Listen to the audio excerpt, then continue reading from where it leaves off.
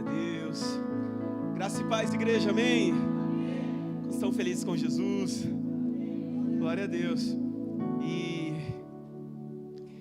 olha só, tá vindo aí algo poderoso para você casado, para você que tem dificuldades no casamento. É fácil ser casado, sim ou não?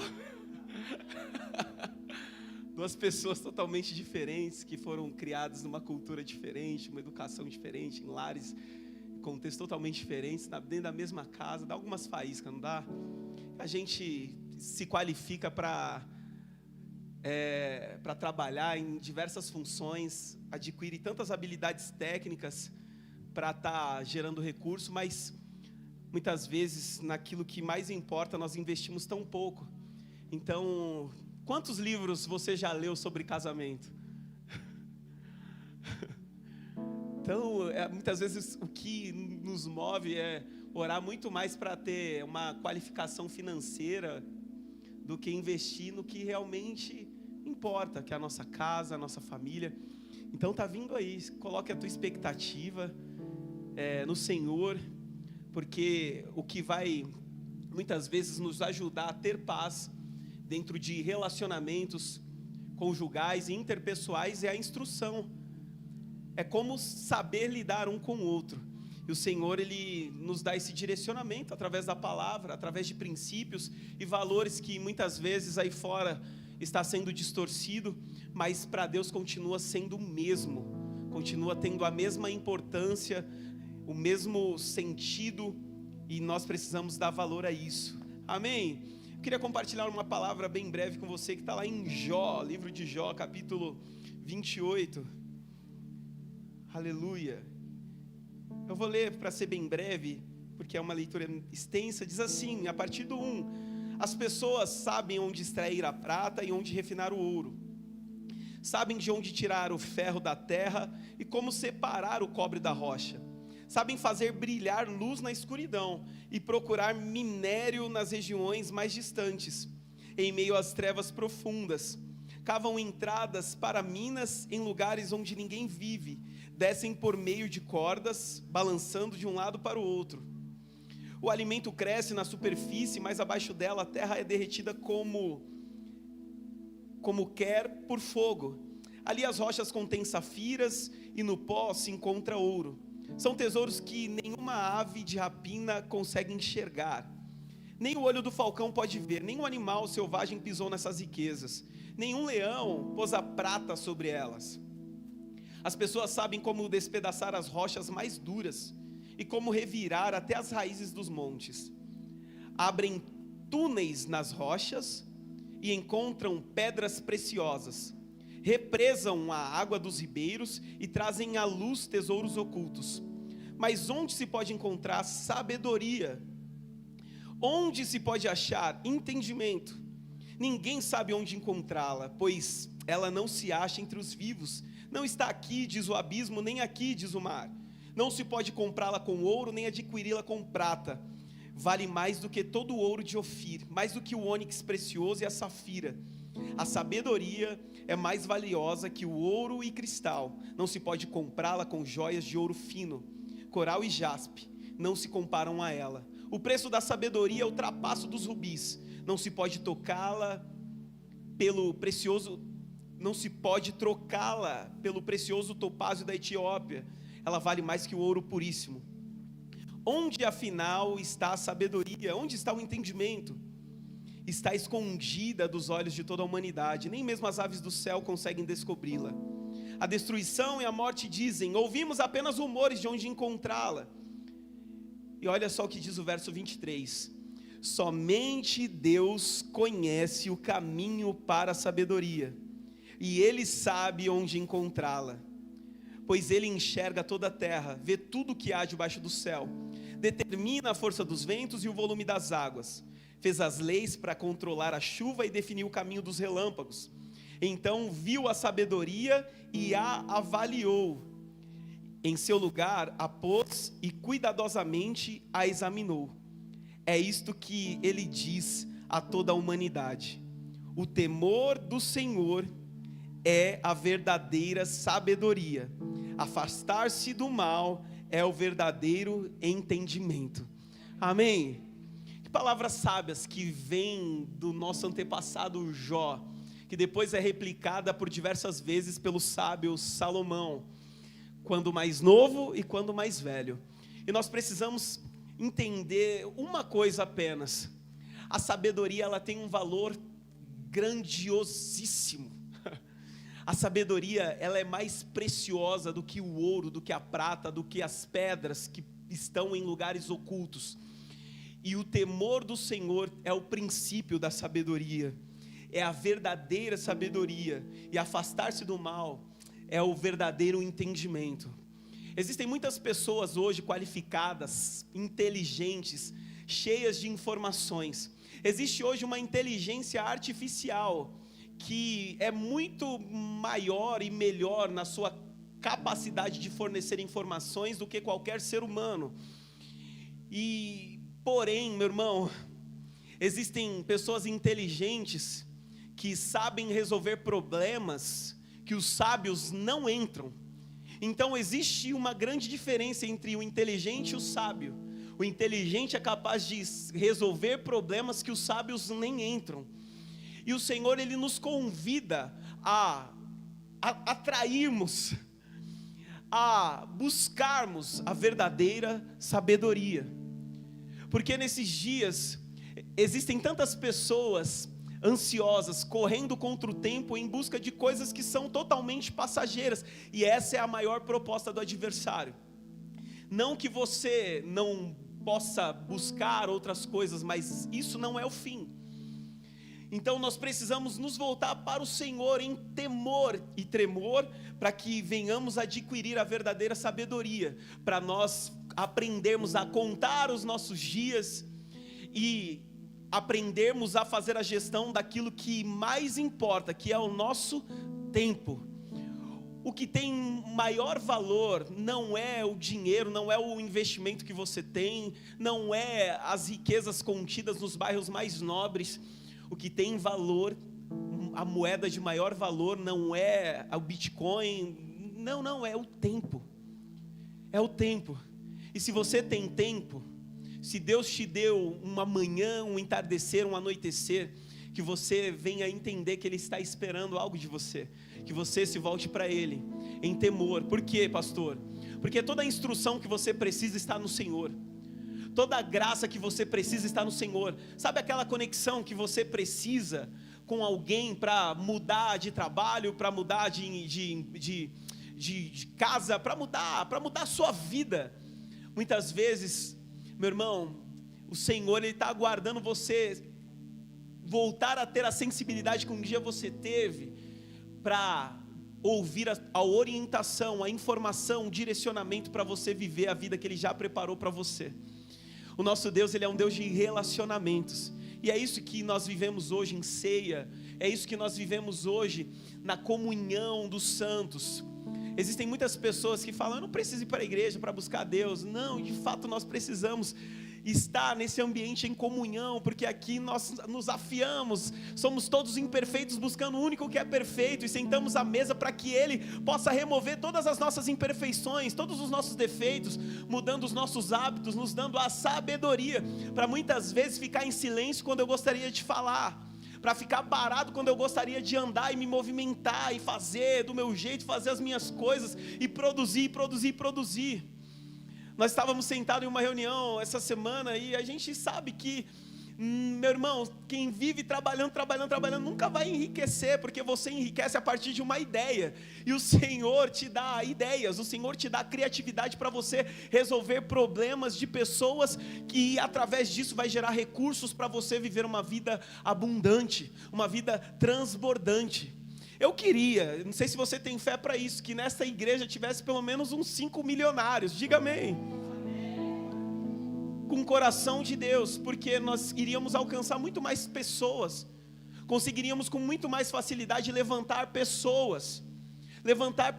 Então, que o Senhor te abençoe, que o Senhor te renove, que o Senhor venha em nome de Jesus te dar a sabedoria através do temor, venha te dar um entendimento, meu irmão, através, na medida que você se afasta do mal. Amém? Então eu creio nisso, que o Senhor está separando um povo, o Senhor está nos dando entendimento, o Senhor está preparando o seu exército para que nós venhamos atender às expectativas da terra que geme, que está angustiada, aflita, aguardando a manifestação dos filhos maduros de Deus. Amém, queridos?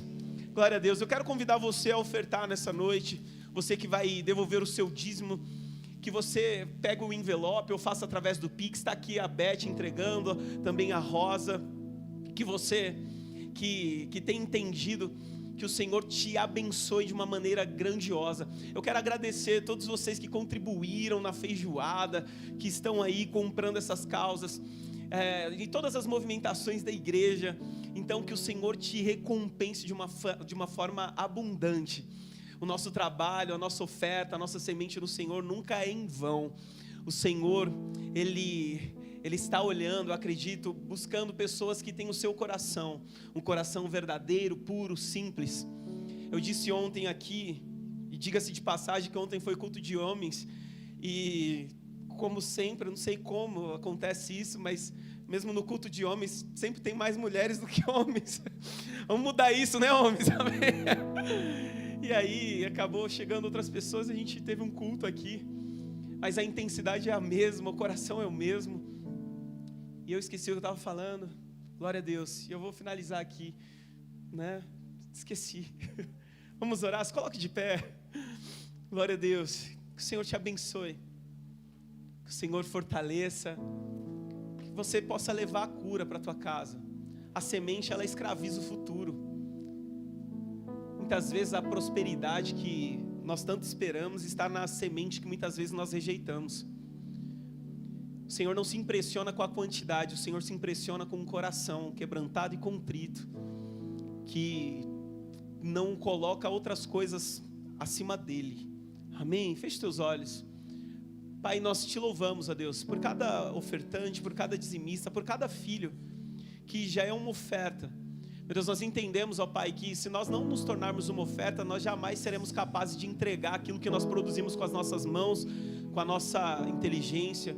Mas o que nós te pedimos, Senhor, é a sabedoria, Senhor, para contar os nossos dias e saber, ó Deus, que a ciência já evidencia que o grande dia do Senhor está próximo, e nós queremos estar preparados para esse dia, que venhamos segurar tudo com mão leve, que venhamos segurar, Senhor, o carro novo com mão leve, que possamos desfrutar, mas não nos apegarmos, ó Deus, da casa nova, do ambiente novo que o Senhor vai nos conduzir, da viagem, enfim, Senhor, sabemos que o Senhor tem uma vida abundante, e eu oro para que nessa casa tenha pessoas prósperas, que tenham riquezas, que tenham paz, que tenham saúde, que tenham segurança, e que vivam uma vida para transbordar em outras pessoas que estão carentes, que estão precisando, ó Deus, que estão padecendo necessidades. Meu Deus, em nome de Jesus, Pai, nos dê um coração cheio de amor, um coração que se importa com o Senhor e com a sua obra. Meu Deus, nós sabemos que a igreja não salva, mas um salvo deseja estar na igreja para se oferecer em gratidão a um Deus que tem nos salvado do mal, ó Deus, das pestes, das perseguições e de tudo que nos cerca, que vem para tentar nos destruir, em nome de Jesus, amém? Você que trouxe sua oferta, pode depositar diante do gasofilaço, diante do altar. Que o Senhor te enriqueça, que o Senhor te abençoe, que o Senhor prospere, em nome de Jesus. Glória a Deus, aleluia.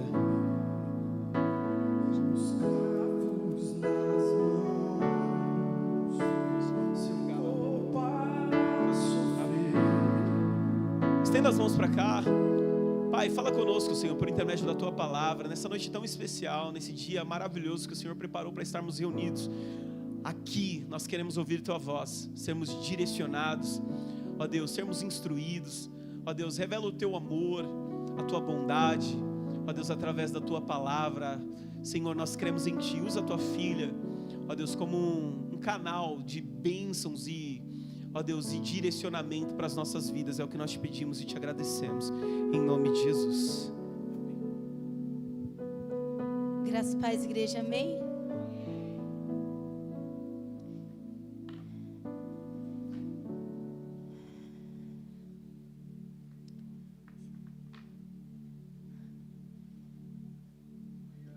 existe um tempo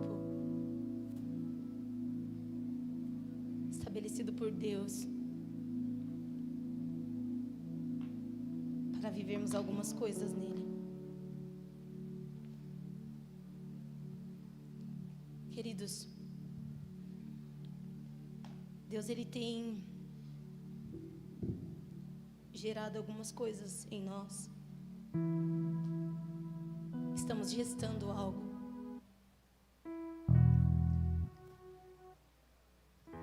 que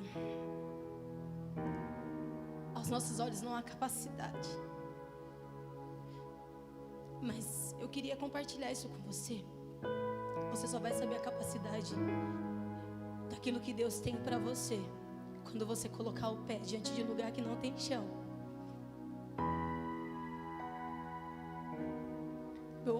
Nosso pastor, ele falou algo que mexeu muito comigo e eu gostaria de compartilhar com vocês. Nesse tempo, igreja, Deus não vai usar os talentosos, aqueles que têm uma boa eloquência, que se comunicam bem. Sabe quem que Deus vai usar nesse tempo? Quem se importa com a igreja,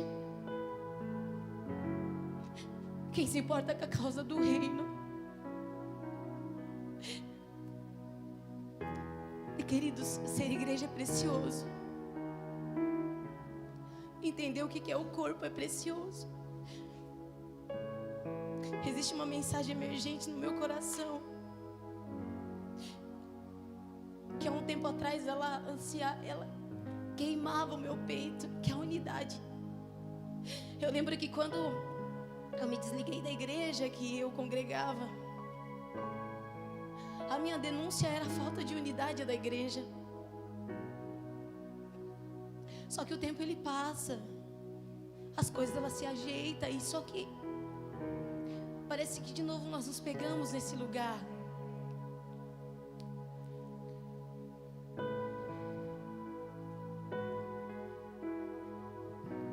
E esses dias o Senhor estava falando comigo sobre a unidade. O que é ser igreja? O que é fazer parte do corpo de Cristo? Se importar com esse corpo, com a causa do Senhor. Queridos, ontem nós fomos fazer um resgate na rua. Não é mérito nosso. Nós fomos resgatar um irmão. E queridos, existem poucas pessoas que se preocupam com as outras. Existe uma causa emergente nesses dias, que é cuidar dos órfãos e das viúvas, que é acreditar que a igreja é uma instituição criada por Deus. Nem sempre eu vou estar disposta, mas Deus ele não quer sua disponibilidade, Ele quer sua disposição. Você sabe por quê? Porque tudo que queima do meu coração, tudo que queima dentro de mim, eu arrumo tempo, queridos. Tudo que de verdade queima dentro de mim, eu arrumo tempo.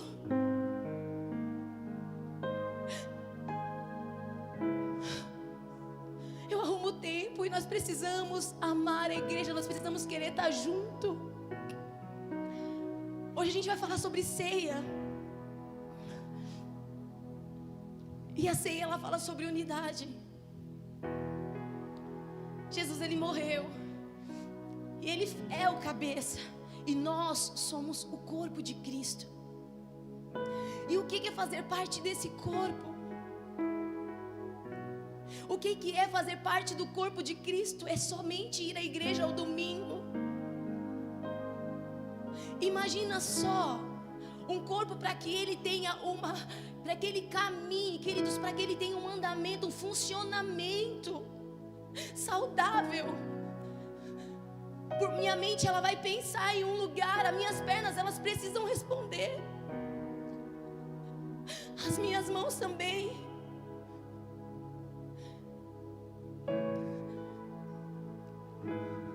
Nós somos igreja, nós somos o corpo do Senhor, o corpo de Jesus Cristo aqui na terra. Queridos, existe alguém um lugar, não vou falar um ministério, que nos afia mais do que a família, do que a nossa casa? Existe? Eu desconheço. Eu desconheço esse lugar que a me afia e me amadurece mais do que a minha casa. É onde eu ouço palavras de confronto. Eu ouço muitas vezes: levanta daí, você pode fazer mais. Para de frescura. Existe um lugar que nos afia, nos amadurece mais do que a nossa casa. Não existe, queridos, não existe. Esse é o padrão da família do Senhor. A família. Jesus nos chamou para se relacionar uns com os outros como uma família, não como uma casa, uma igreja, um prédio, Deus nos chamou para nos relacionar como uma família. Família de Deus.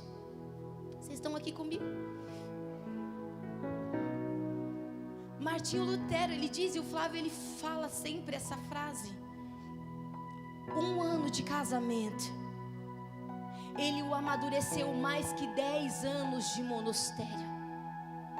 1 ano de casamento, uma pessoa que você não nasceu com ela, talvez conheceu há 10 anos, 5 anos, 2 anos que seja, e você passa a morar com essa pessoa e ser afiada por ela. Esse é o lugar de amadurecimento, a nossa casa. Por isso que o ministério primeiro ele começa em casa, porque os ajustes começam lá. Eu vou aprender a perdoar em casa para perdoar fora, a ter maturidade para lidar com situações financeiras, situações que de fato precisa da minha maturidade dentro de casa para poder estabelecer fora. Sabe por que tem tantos ministérios fadados ao fracasso? Porque estão exercendo muito bem no púlpito, que exerce muito mal em casa.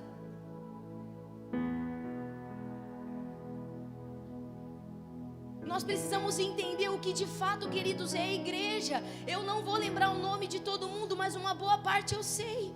E o porquê que eu não lembro o nome de todo mundo? Porque de fato nós não temos, nós não geramos ambientes de comunhão. Nós nos vemos uma vez por semana e acha que está tudo certo. Mas existe uma presença e uma glória de Deus derramada no meio do povo de Deus, que não é derramada no secreto. Ela é derramada diante do corpo de Deus. Por isso que o Senhor, a Bíblia, ela fala que nós não... O apóstolo Paulo, ele diz: não deixe de congregar, como é costume de muitos. Existe uma geração que está se perdendo, queridos. Nós estamos se perdendo dentro de casa. Estamos perdendo a comunhão uns com os outros. E eu estou falando isso porque isso primeiro bateu em mim. Eu estava conversando com a Mirelle e eu falei isso para ela. Eu falei: eu preciso gerar um ambiente de comunhão. A gente precisa parar de ser menino, queridos. Nós somos uma família. Amém? O porquê que eu sou família com você, Edivan? Porque a Bíblia diz que eu sou. O porquê que eu sou com você, Ingrid? Porque a Bíblia diz que eu sou. Não é eu que estou dizendo, é a palavra. Se você não é irmão comigo, tem alguma coisa errada. Não fazemos parte do mesmo corpo. E cada membro desse corpo tem uma função. Imagina só, aquele que tem a função de de colocar o corpo para andar, que são os pés e as pernas, eles estão apontando, direcionando com as mãos. Imagina um corpo assim, as mãos no lugar dos pés. Imagina os pés no lugar das mãos. Imagina eu até mesmo com a perna, mas no lugar do meu pé está a minha mão. É um corpo desfigurado. E a igreja está dessa forma. Nós estamos fazendo coisas que o Senhor não nos chamou para fazer, por isso estamos nos perdendo. Estamos num lugar que Deus não nos chamou para estar, por isso estamos nos perdendo, nos cansando, nos dividindo, parando de congregar, de se importar. É essa palavra ela falou muito ao meu coração. Deus, Ele não vai usar quem não se importa. Eu posso ter a maior eloquência. Jesus, ele veio se importando. João Batista se importava. O apóstolo Paulo se importou. Pedro se importava com quem, gente? Com as pessoas, com a causa de Cristo, com a palavra de Jesus.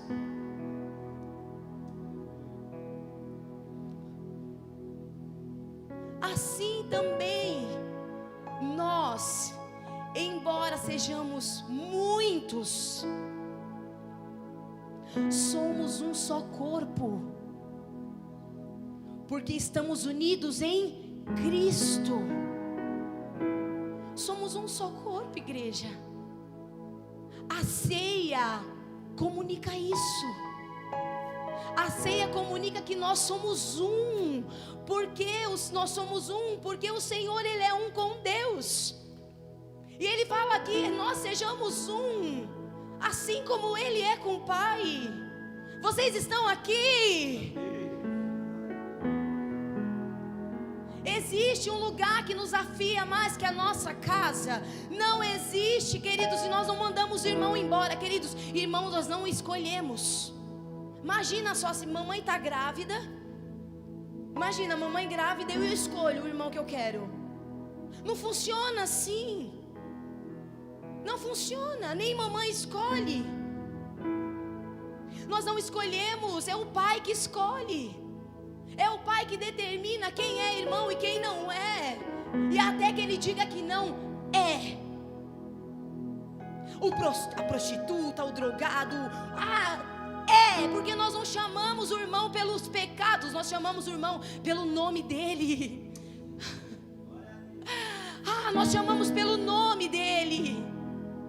Nós não podemos nos importar se no momento que ele precisa, ele não está da forma que a igreja quer que esteja. Ele tem que estar da forma que Jesus, ele quer, com o coração quebrantado.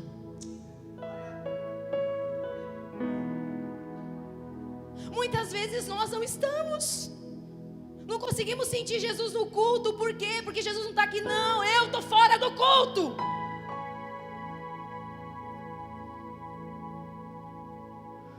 Eu estou fora.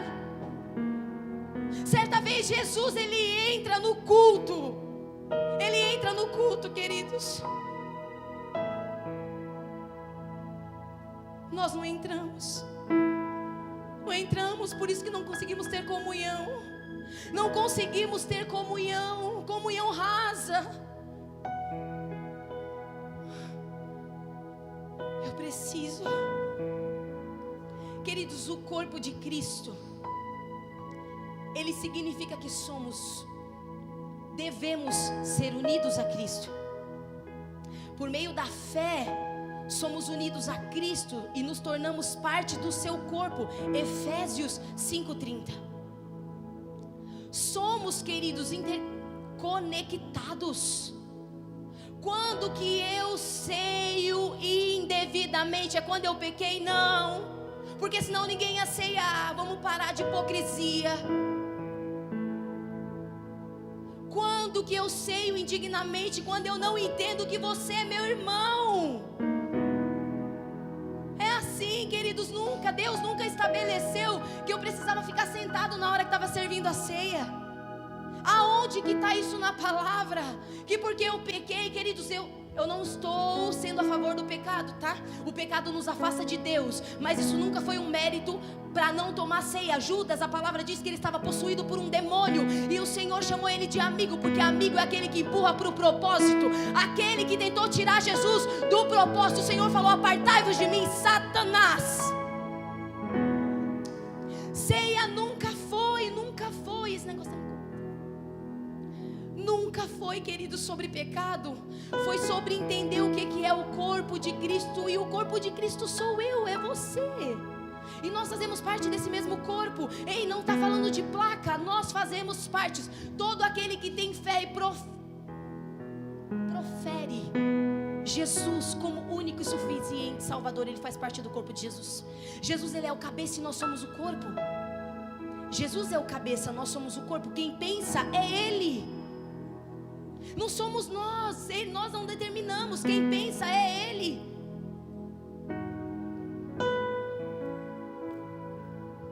somos interconectados, queridos. E outra coisa que a igreja, você sabe por que a igreja, queridos, quem não serve não é igreja. Tinha uma palavra que a gente falava, ela é bem pesada. Ela é pesada, mas ela é real. Quem não serve, não serve. O Senhor nos chamou para servir, não para vir à igreja e ficar sentado. Servir o irmão. Talvez não será numa plataforma, talvez não será servir a igreja do Senhor, seja onde for. Ser parte, eu quero deixar isso bem claro para nós hoje. Bem claro para nós hoje. E a partir de hoje você não vai ceiar mais indignamente. Nós não vamos, indignamente. Fazer parte do corpo é ter unidade. Ter unidade. Quando eu sei indignamente, quando eu não entendo o que é a ceia, é ter unidade. Entender que eu sou conectado, ter unidade com o Senhor primeiramente. Com o Senhor, eu preciso ser unido a Jesus Cristo, através da fé em Cristo Jesus.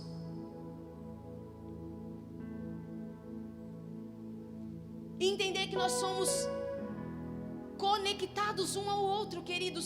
Se um tá mal, eu tô mal. Se a Ingrid está bem, eu estou bem. Se ela tem casa na praia, nós temos. Se eu tenho, nós temos. Se ela está doente, eu estou doente, eu preciso me preocupar.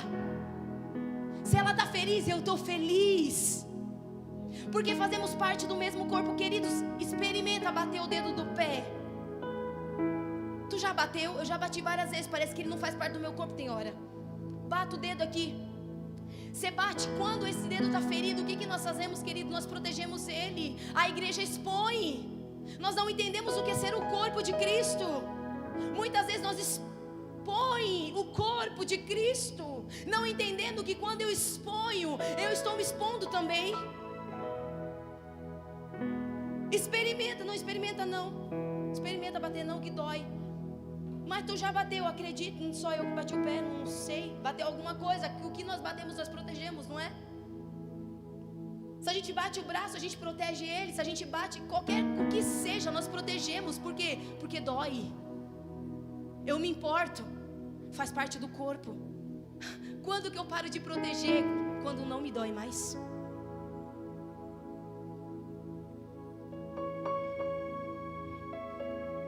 E somos, como igreja, chamados para servir. É simples. Quando que eu como indignamente? Quando eu não entendo essas três coisas. Precisamos ter unidade com Jesus. Ser um com Jesus como Ele e o Pai é. Precisamos entender que há uma interligação na igreja. Nós somos parte do mesmo corpo. E entender que nós somos chamados para servir. Jesus, ele fala assim, ó, aquele que quer ser servido, sirva. Que quer ser o primeiro, seja o último. Porque esse é o padrão do reino de Deus. A matemática do Senhor, ela é inversa. Quanto menos você acha que tem, mais você tem. Quanto mais você acha que tem, menos você tem. Porque o que nós temos que é valioso para esse mundo não vale nada para Deus. Queridos, o que nós temos que é valioso são coisas que fisicamente não enxergamos, mas é extraída de nós. É extraído. É extraído. Conhecerei a árvore pelos seus frutos. Somos interconectados. Eu quero ler para você versículos, porque eu não vou ficar nas minhas palavras, depois vai falar, está inventando. Estou inventando nada. 1 Coríntios 12 diz, do 12 ao 27, lê na sua casa. Como membros do corpo de Cristo, somos interconectados uns aos outros e dependemos um dos outros. Nós dependemos. Eu não tenho tempo para ler tudo. Lê em casa. Passa.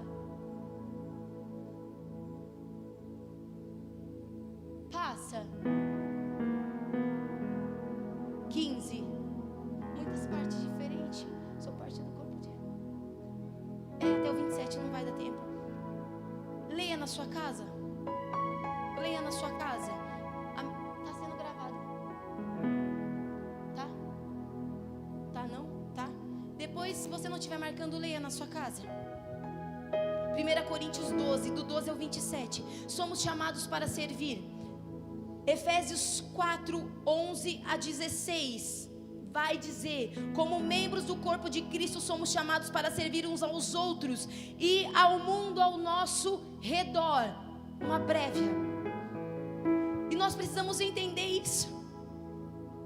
Entender isso, queridos. Nós precisamos nos preocupar uns com os outros, amar uns aos outros. Essa é a obra do Senhor. Essa é a obra de Cristo. Nós precisamos ter práticas de unidade. Nós precisamos praticar a unidade, igreja. Ser um com meu irmão. Você já teve amigos? Eu tenho amigos que eu fico muito tempo sem ver. Muito tempo. Mas quando eu vejo, parece que eu vi ontem. Porque eu tenho unidade. A unidade, ela não vai falar de proximidade. Ela vai falar de ser um. Unidade, ser um. Se ela precisar de mim, eu estou aqui. Se eu precisar dela, ela está lá. Sabemos quem contar. Por isso que precisamos ter unidade com Jesus, porque Ele é o nosso melhor amigo. Ele é nosso Pai, Ele é nosso Salvador. Ele é o que nos corrige. Só que se eu não conheço Jesus e não tenho uma unidade com Cristo, eu não vou conseguir ter com mais ninguém. Se o meu relacionamento com Jesus ele é falho, o meu relacionamento com o ser humano será falho também. Precisamos ter práticas de serviços. Serviço. Devemos buscar ter prática de serviço, queridos. Quantas coisas a igreja precisa. E eu não estou falando da minha igreja local. Eu estou falando da igreja universal. Não estou falando da placa também. Práticas de serviço, queridos. Isso é fazer parte do corpo de Cristo.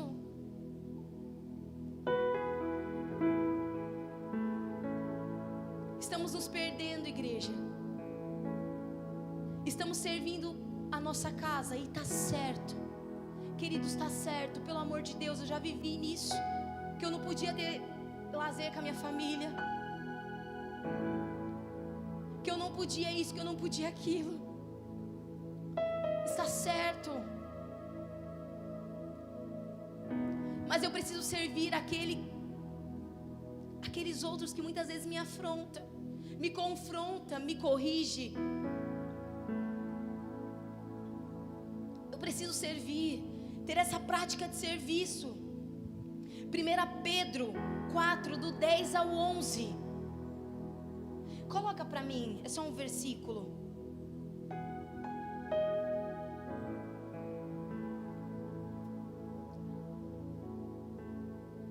Deus concedeu um dom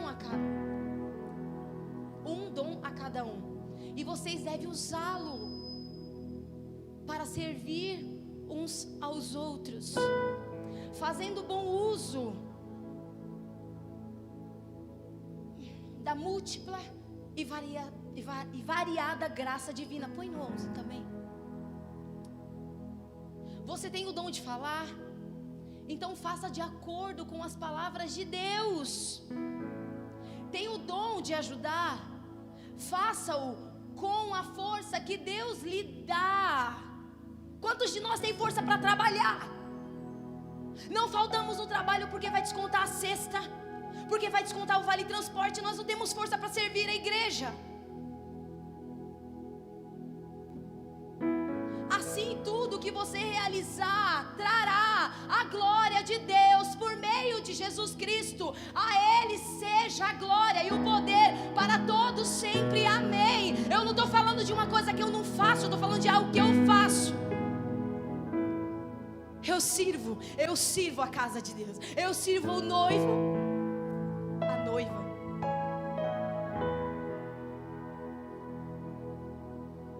Quando nós temos autoridade, quando nós fazemos para falar. Eu estou errada? Quantas vezes eu estou mentindo aqui? É mentira que eu não falto no trabalho que vai descontar a sexta. Vale transporte. Não é mentira, é verdade. E nós sabemos, e Deus, Ele sabe. Deus, Ele sabe o quanto eu estou crescendo para fora, mas dentro eu estou raquítico. Por quê? Por que eu estou raquítico? Porque não é que eu não fale com Deus. Não é que eu não tenho um relacionamento com Ele, mas eu não sirvo o seu corpo. Eu não sirvo a igreja.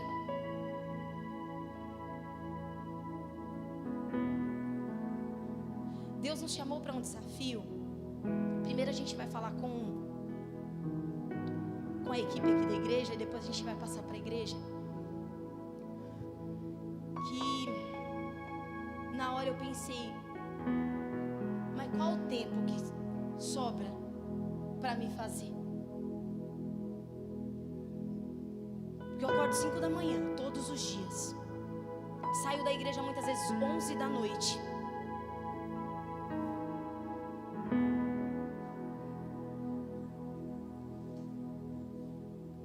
Mas entenda, aquilo que nós falamos que nós não conseguimos, muitas vezes é desculpa nossa. Porque se Deus está apontando para um lugar, é porque Ele sabe que nós conseguimos. Deus não dá nada para nós que nós não conseguimos carregar. Nada. Nenhum ministério nós conseguimos. Aquilo que é pouco para nós é muito para Deus. Eu não sei falar, o Senhor Ele fala por você. Ei, você só vai ser boca de Deus. O que vai sair é Ele que vai falar. Vocês estão aqui. Eu não tenho tempo, mas o tempo é dele. Ele é o cabeça, igreja. Ele é o cabeça. Ele pensa e determina. Busque oportunidades para servir uns aos outros. Eu lembro que quando eu conheci o meu esposo, nós não namorávamos ainda, conheci. Ele era magro que dava dó. Dava dó. Se encostasse, era tipo isso. De terno. Um terno um pouquinho maior. Eu lembro que teve uma vez que ele desceu a ladeira com um short da Ciclone. Eu já pensei, meu amigo, um short assim um short que eu não sei se eu tinha ganhado. Não era da Ciclone, não fala isso, não era de quem? Sim, mas era alguém parecido. Era cópia, era feio que só. Dava dó. E o short ele tinha, não vou levantar, mas ele tinha essa boca aqui. Aí vinha aqui a finurinha da perna. E ele descendo e eu tô apaixonada. Me apaixonei. E eu lembro que ele buscava oportunidades para estar na igreja. Isso me chamou a atenção, porque a pessoa que nós nos relacionamos, ela precisa amar mais Jesus do que a nós. Mas nós queremos que ela nos ame mais. E eu lembro que eu chegava lá, ele estava lixando os bancos da igreja. Era aqueles bancos de madeira. Estava lixando o banco. Quando ele não estava lixando o banco, estava expulsando o demônio da irmã nas casas, com os irmãos. Quando ele não estava, ele estava lá cuidando do louvor. Quando não estava, ele estava lá cuidando das crianças. Quando estava cuidando, ele fazia tanta coisa. E eu lembro que quando eu comecei o Senhor começou a ministrar isso ao meu coração. O Senhor me fez lembrar. Quando nós estamos apaixonados, queridos, não há tempo ruim. A paixão, a gente precisa amar o Senhor, mas ser apaixonado por Ele. Não há tempo ruim. Eu colocava crédito para Ele.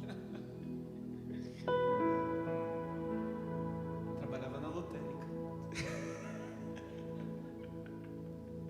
Saía na chuva de São Bernardo até o Areião para poder assistir o culto, porque Jesus era precioso, mas ver Ele lá cantando, magrinho, oh, coisa mais linda. A paixão nos tira, sabe, nos arranca fôlego, faz a gente ver o que é feio, achar que é bonito. Ele era bonito. Fala, não é seu caso, amor. Glória a Deus. Não era o caso dele. Era muito bonito. Por isso que eu me casei. Peguei na planta. Tinha algumas coisas ali para mexer, para regar. Mas ó, beleza. E o porquê que eu estou falando isso, igreja? Porque nós precisamos ser apaixonados pela igreja, pelo Senhor. Não há tempo ruim quando há paixão, quando há o amor envolvido. Vocês estão aqui comigo? E o Senhor nos chama para nos apaixonar, porque Jesus ele amava, mas eu enxergo uma paixão nele, ele apanhando, e ele olhava: Senhor, perdoa, eles não sabem o que fazem, perdoa, eles não sabem o que fazem, Senhor, perdoa, Pai, eles não sabem o que fazem. E quantas vezes nós fazemos isso na nossa casa? O nosso marido muitas vezes está errado, o nosso filho, mas perdoa, o Pedro está errado, perdoa ele não sabe o que faz, muitas vezes é mais ele que fala para mim, ele não sabe, perdoa, deixa passar, porque há sentimento, há amor envolvido, e o Senhor quer que nós olhemos para a igreja dessa forma. Eu sirvo quem eu amo, queridos. Por que eu consigo chegar da igreja e preparar comida na minha casa? Porque eu amo. Por que eu consigo lavar uma roupa muitas vezes quando eu estou cansada? Porque eu amo. Porque eu amo. Se eu não amo, não há serviço. Quando é perceptível que uma pessoa não ama a igreja, ela não serve.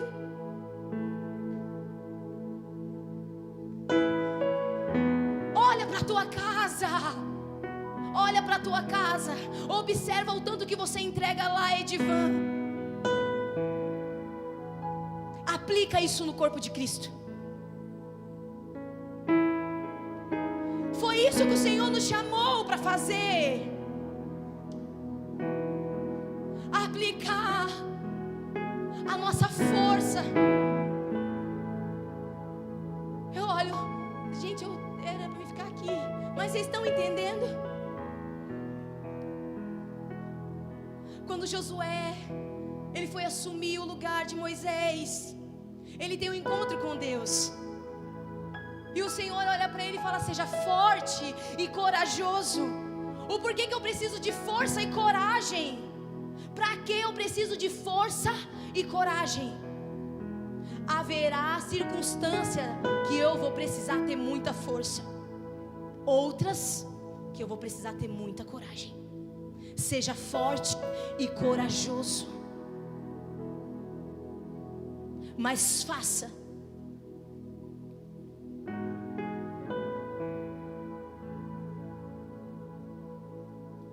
Nós precisamos amar a igreja. E eu estava falando algo com a Camila atrás. E existe um papel que é fundamental para nós como corpo de Cristo. Vocês estão aqui comigo? Glória a Deus. Glória a Deus, eu não estou pregando para mim mesmo. Existe o papel fundamental para os membros do corpo de Cristo. É crescer. Crescer, esse é o nosso papel. Imagina só. Imagina uma criança que não cresce, nem fisicamente, nem mentalmente.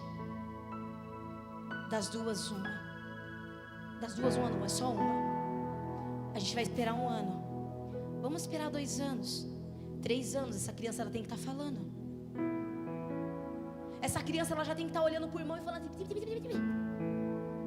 Ela já tem que estar direcionando. Ela já tem que estar reclamando. A gente vai esperar mais um tempo. Essa criança ela tem que andar. Ela tem que crescer. E não é só fisicamente.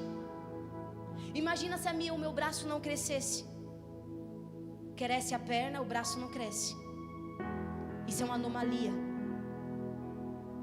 Não é um corpo normal. Anomalia anatomicamente. E existe um corpo que o Senhor, Ele espera que cresça. Existe uma anatomia do corpo de Cristo. Uns foram chamados para apóstolos, outro para pastores, outros para mestre, outros para profetas, outros para evangelista. E essas funções, elas precisam acontecer no corpo de Cristo, queridos, precisa acontecer aqui. A igreja precisa caminhar nos 5 ministérios. Só que eu não consigo ser apóstolo sozinho, ser pastor, ser profeta, ser mestre. Imagina que coisa louca. A gente já canta, a gente já cuida, a gente já faz, a gente já... Não é coisa boa? Mas a gente cansa. Então nós precisamos crescer. Crescer. Eu não vou ler novamente, que eu já li 1 Pedro 4. Você sabe o que o corpo de Cristo precisa? Nós precisamos estudar e conhecer a palavra de Deus. Existem umas vacinas. Existem umas vacinas que através da palavra é aplicada em nosso corpo. Já viu quando você ganha um bebê? Já viu? Não, a mulher já viu. O homem também viu. Eu trabalhava, o Flávio ia lá. Eu tinha medo, na realidade. Eu não só trabalhava, não. Algumas vezes eu ficava em casa. Ele ia lá aplicar aquelas vacinas na criança. Por quê? Porque é necessário para que ela cresça. Ser injetado algumas vacinas, para que não desenvolva algumas doenças. E nós precisamos da palavra de Deus dessa forma. É necessário a palavra para um crescimento. O mundo, ele está pregando a palavra de Deus da forma dele. Quando? Esses tempos atrás eu recebi um vídeo. E esse vídeo era de um rapaz bem eloquente. Falava bem, sabe? Bem bacana. E aí ele estava falando assim, olha, não se permita. Era mais ou menos isso que o vídeo de 9 minutos estava dizendo. Não se permita caminhar com quem não quer crescer. Não se permita ser magoado. Não sei o que, não sei o que, não sei o que, não sei o que. Falava muito bonito. Em momento nenhum ele falou de Jesus. Eu falei, eu vou clicar nesse Instagram para ver, para conhecer melhor sobre esse rapaz. Quando eu cliquei lá, eu já tinha visto que a linguagem era de coach, de uma pessoa. Você sabe o que o coach faz? Ele coloca você no centro.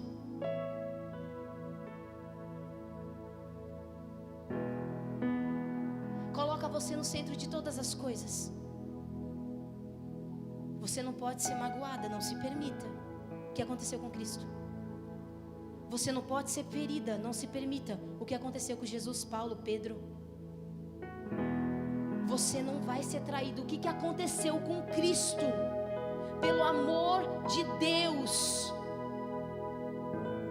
Se nós não conhecemos a palavra, a gente vai ficar refém de quem prega, diz que está pregando a palavra, mas não é palavra coisa nenhuma. Vai colocar você no centro da sua vida. E Jesus, ele precisa ser o centro da minha e da sua vida.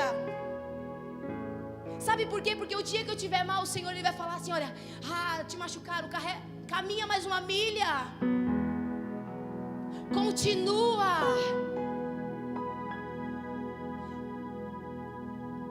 No começo do ministério anterior que eu estava, eu lembro que o pastor, ele tomou um tapa na cara. Estava no culto, entrou um rapaz que estava embriagado, ficou chateado com ele por causa da palavra que ele estava pregando, deu um tapa no rosto dele. Os irmãos, na hora, falou, agora que eu vou arrebentar ele. O pastor, ele pegou e falou assim, não, deixa ele. Trouxe ele para perto da outra face.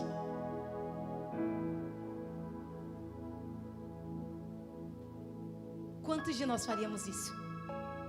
Hoje, queridos, nós não erramos no começo, nós erramos no decorrer, nós erramos no processo muitas vezes. Por que que Jesus, quando Ele terminou a boa obra, quando Ele terminou, Ele falou que a obra ela era boa? Vocês já perceberam? Deus, Ele fez o primeiro dia, Ele fez céus e terra, fez separação. Quando Ele terminava, Ele falava que estava bom. Segundo dia, terminou, estava bom. Terceiro dia, terminou, estava bom. Porque eu não sou bom enquanto a obra não está concluída.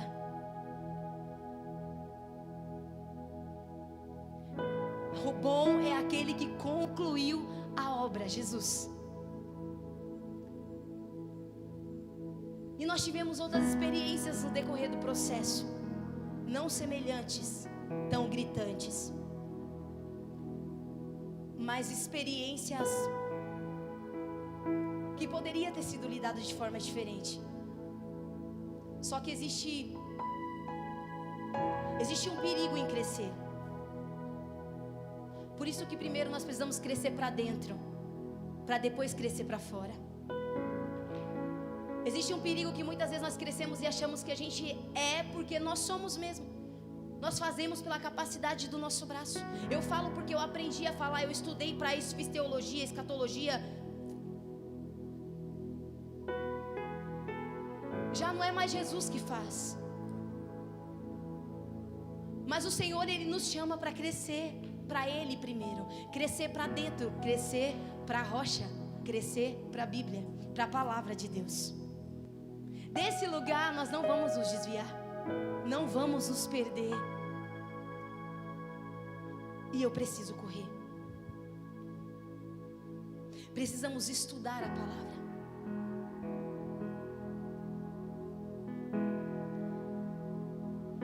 Precisamos ter a prática de nos unirmos. E eu vou pular aqui, só um minutinho. Existe uma estratégia esses dias. Esses dias não, já está há muito tempo. É que esses dias está desmascarado. Existe uma estratégia de Satanás para dividir a igreja. E nós falamos muito sobre isso. E eu tenho, gente, eu falo todas as vezes que eu subo no púlpito, ou que eu estou conversando, ou falando sobre algum aconselhamento, eu sempre falo: cuidado com engano. Cuidado com engano. Porque o engano, ele vem mascarado de verdade. Ele vem mascarado de verdade. E muitas vezes o engano, ele vem me dar e me oferecer o que eu já tenho. Eva, ela perdeu algo que ela já possuía. Ela desejou um conhecimento que ela não precisava. E Satanás que te enganou. Jesus foi tentado no que ele já possuía, no que já era dele. Mas houve a resistência através da palavra de Deus. E nós somos tentados, e muitas vezes em coisas que nós já temos. Nós olhamos e falamos: não, eu não tenho, eu quero, eu desejo, E o engano, e Satanás, ele vem com algumas estratégias, que é a mentira e o engano. Satanás, ele é o pai da mentira. João 8:44. Ele busca enganar os cristãos com falsas doutrinas e promessas. Enganou Eva e tentou enganar Cristo. Satanás também, ele aplica dentro da igreja. Eu não estou falando de um templo religioso, eu estou falando da igreja do Senhor. Divisão e conflitos. Satanás busca criar divisão e conflitos dentro da igreja, usando diferenças pessoais, doutrinárias, culturais, para separar o corpo. Satanás, certa vez, ele morava com Deus. Só que ele, eu não sei como, não sei. Leia Apocalipse 12:4. Vai falar que Satanás, ele foi expulso.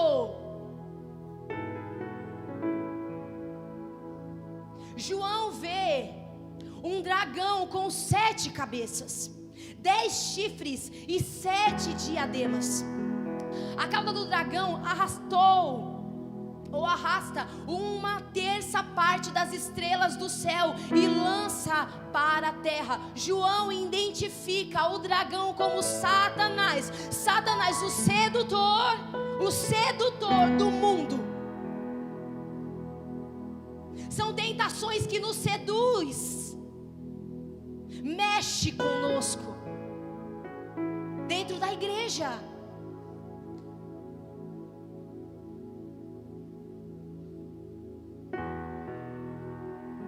Satanás, ele usa a estratégia de tentar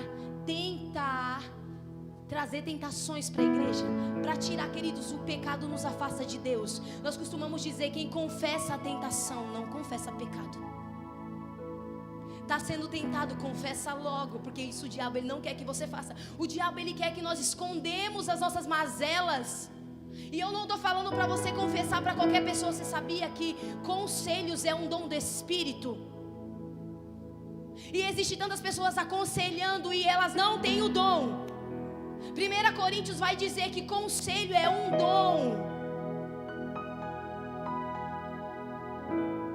E ele vai falando: buscai com zelo os melhores dons. Você sabe qual que é a outra arma do adversário para a igreja? E essa tem pegado nós todos. Muitas vezes me pega e eu já levanto logo. Para de palhaçada. Porque se o chefe brigar comigo, eu vou levantar e vou ter que trabalhar. O meu chefe sou eu mesmo. Quando eu estou cansado, eu quero ficar em casa, mas não dá. Tenho que trabalhar. Na verdade é meu marido. Que ele fala: levanta logo cedo, dá um café para mim, bora. Meu chefe. Satanás, ele tem aplicado, ele tem...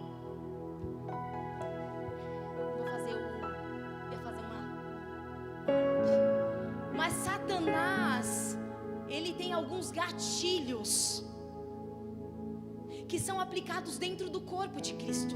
Eles não são aplicados na nossa casa. Muitas vezes é aplicado na nossa casa, mas a gente não vai embora. A gente não abandona a nossa casa. Eu não abandono meu marido, muitas vezes eu tenho vontade. Certa vez eu fui num culto e uma apóstola, ela falou bem assim: olha, senti vontade de dar um tiro no meu marido, peguei a arma. Eu falei: sangue de Jesus tem poder, irmã, não ensina isso não. Se isso vira moda. Meu Deus. Peguei, ela era apóstola. Peguei, fui lá no armário, peguei a arma 38. Eita, irmã, pistoleira.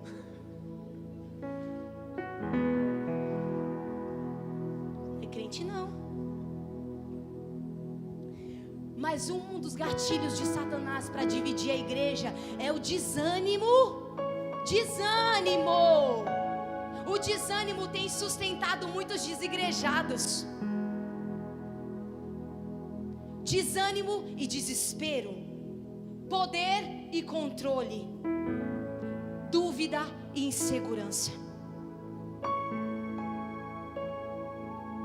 Queridos, nós precisamos entender que não somos perfeitos. Eu não sou perfeita, nem quero. Eu vou... Já falei bastante para o Divan, vai ficar pessoal. Divan não. Diogo, eu vou te frustrar, Diogo. Eu vou te frustrar. Eu sou ser humano, sou falha. Eu vou frustrar, não tem como, queridos. Quem não... As pessoas se frustraram com Cristo, a perfeição na terra. Se frustraram com Ele. Qual que é a maior evidência da frustração? É o abandono. Porque eu me frustrei, eu te deixo. Pra cá, pra não ficar pessoal. Eu te deixo. Não é? Jesus, ele estava pregando uma mensagem dura, passou várias horas pregando. Só que o povo foi saindo, tá dura demais para mim. Logo os discípulos falaram: Jesus, mestre, Abba, para com essa mensagem, o povo está indo embora. Para com essa mensagem agora. Não, tá dura demais. Jesus, ele olha para o povo, olha para os discípulos e fala assim: querem ir também? Vão. Aí Pedro, ele olha para Cristo e fala assim: para onde eu vou, se só tu tens palavras de vida eterna? Para onde iremos nós, se só tu tens palavras de vida eterna? Queridos, haverá frustração, mas Jesus, Ele é o caminho, Ele é a palavra de vida para esses dias.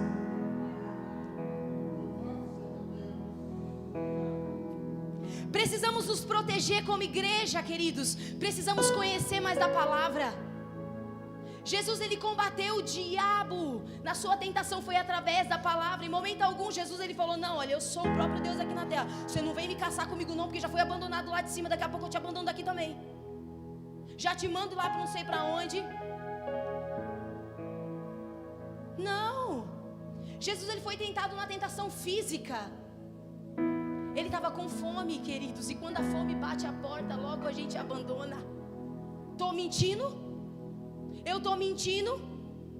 Quando a fome bate a porta, logo a gente deixa de fazer o que fazia para o Senhor e se volta para outro lugar. Jesus, Ele foi tentado, Ele falou: nem só de pão físico viverá o homem, mas de toda a palavra que sai da boca de Deus.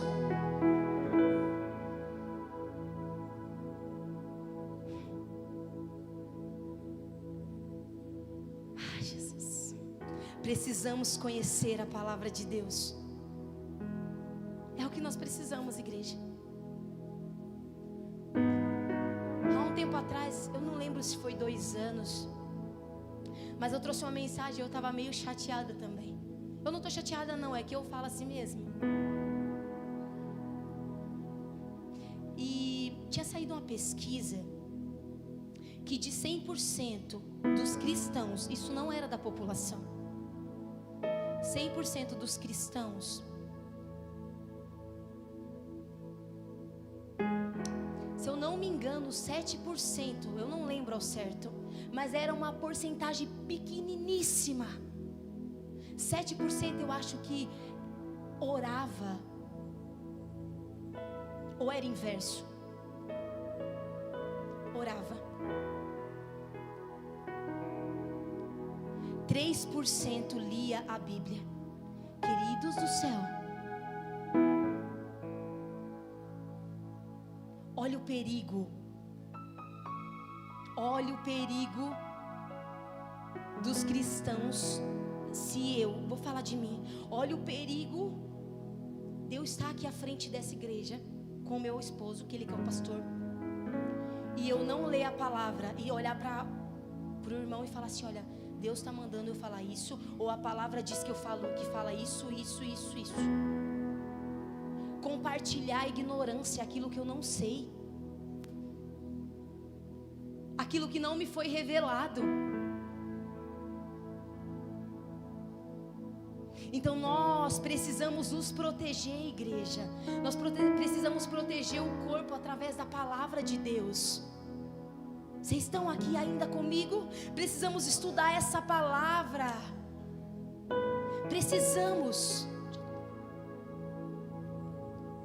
Precisamos mantermos em comunhão. Nós precisamos de comunhão. É importante. Precisamos aprender a perdoar e a amar. Como eu disse, eu só sirvo quem eu amo. Você já viu, eu não sei se você já viu, mas a gente pega muitos casais que estão passando por um processo de separação na mesma casa.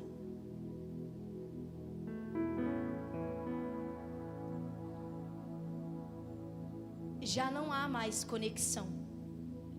A esposa já não serve o marido já não serve a esposa.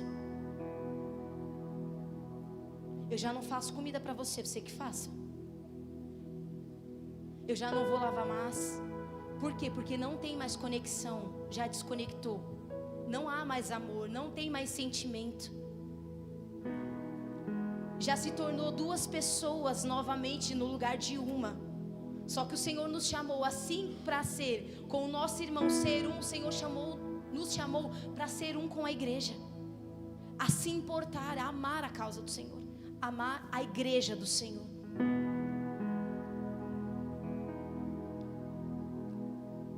Provérbios 10, 25 diz: não deixemos de congregar-nos, segundo é o costume de muitos, mas procuremos encorajar-nos uns aos outros, ainda mais quando vocês veem que o dia se aproxima. É só eu que acho que Jesus está voltando? Mas alguém acha? Eu não acho não, eu tenho certeza. Jesus, ele está voltando.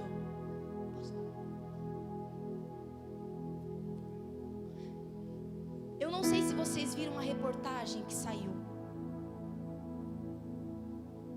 de 3 cientistas.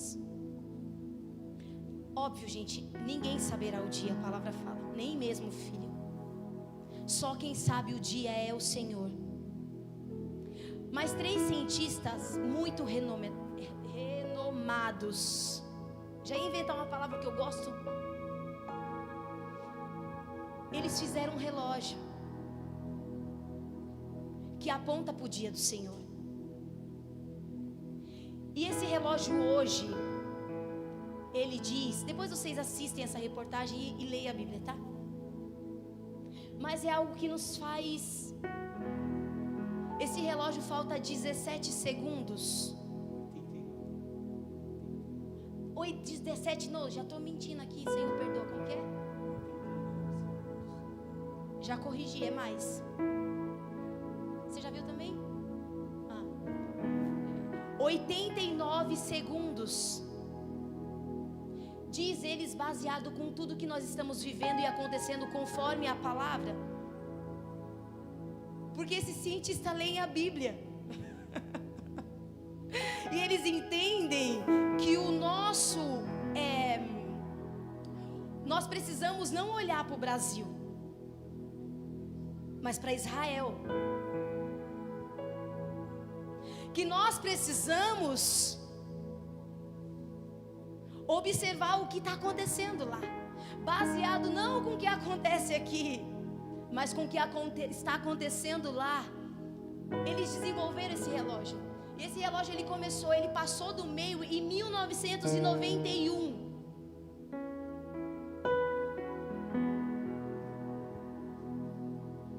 É só para você procurar, porque às vezes a gente assiste tanta coisa. Assista, é interessante, vai te trazer temor, e me trouxe temor. Lembrando que ninguém sabe o dia da vinda do Senhor, nem o Filho, somente o Pai. Querido, você sabe o que a igreja traz para nós? E eu já vou finalizar. A igreja traz orientação. Nós somos orientados na igreja. Na igreja tem a adoração do corpo pro cabeça. Na igreja há sim fortalecimento da fé. Pode muitos dizer que a igreja está pisoteando, é mentira. Ainda existe sim muito mais pessoas boas do que más.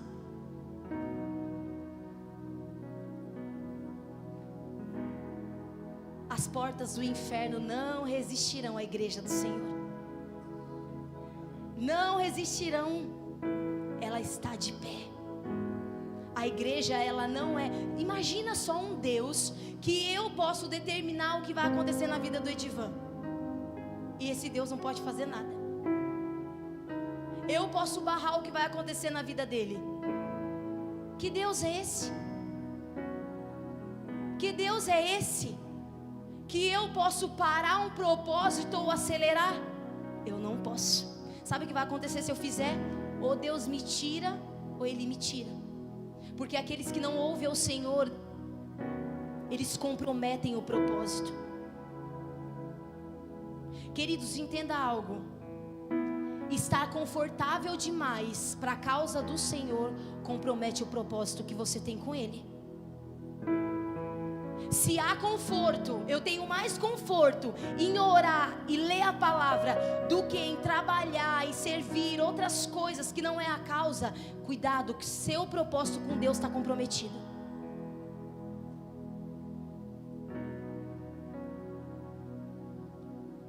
Na igreja há influência sim positiva.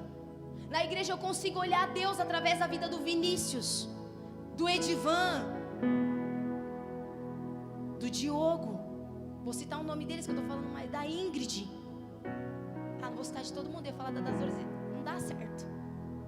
Mas a influência. Nós aprendemos na igreja, desenvolvemos pessoalmente. Nos desenvolvemos. Amém. Hoje você não vai ceiar indignamente. Porque a ceia não tem nada a ver com pecado. Tem a ver com o corpo. A ceia tem a ver com aquilo que Jesus ele fez numa cruz. E sabe quem inaugurou o céu? Um bandido. Olha que coisa linda. Quem inaugurou o céu foi um bandido. Não tem a ver com pecado.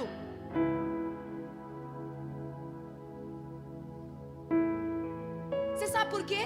Porque a ceia nos traz para a mesa. Jesus ele falou assim: olha, hoje mesmo estarás comigo no paraíso. Hoje mesmo. Nos traz de volta. É isso que a ceia faz. Ela não nos afasta. Talvez nós aprendemos que agora você pegou, fica sentado que vão servir a ceia. Já fizeram isso comigo? Eu também já fiz. Já participei de batismo que falava assim: olha, eu vou batizar em nome do Pai. Prometa ser fiel no dízimo aos seus líderes. Oi, Kiki, já pedimos perdão. Queridos, tudo que tem a ver com o Senhor ele não vai trocar por coisas físicas. Eu preciso ser fiel a Ele. Fidelidade vai falar de algo que não é físico. Amém. Se coloque de pé em nome de Jesus. Salmos 119 diz: escondi a tua palavra no meu coração, para eu não pecar contra ti. Bendito és tu, ó Senhor, e ensina-me os teus estatutos. Se essa palavra estiver em mim e essa palavra estiver em você, nós entendemos a importância do corpo. Ceiar nesse momento, e que você possa se achegar a Deus agora em temor, porque o arrependimento é aquele que nos religa, que nos conecta de volta, que nos traz de volta à mesa, e que você faça parte dessa unidade do corpo, porque é dessa forma que nós revelamos Jesus. É muito mais do que uma ligação de sangue, é uma ligação no espírito, na alma. Eu queria que você estendesse suas mãos para cá, estenda aí.